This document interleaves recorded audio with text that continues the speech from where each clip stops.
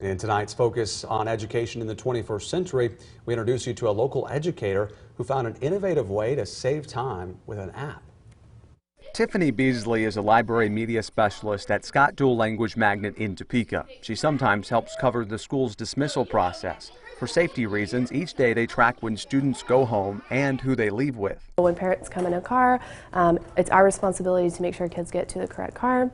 And with over 500 students, sometimes that can be really tricky. To keep track, staff would typically type out that information on an Excel sheet every day. It wasn't as efficient as possible. Even though it was a good system, it wasn't the best system. So Tiffany decided to come up with an app to help streamline the process and save time. The app is simple and utilizes a drop-down menu with students' names already loaded, and now it's on phones for all the staff who help with a dismissal. I was like, oh my gosh, this is like the best gift you could possibly give me, because it's the gift of time.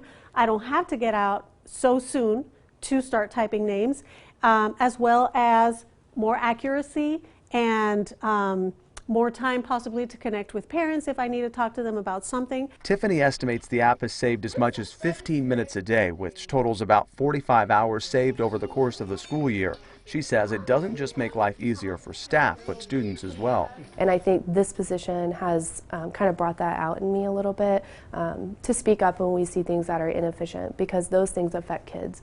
So at the end of the day, dismissal can be very hectic, and if we can make that a smooth transition for students, I think that's something that's pretty important in education. It's a small idea making a big impact.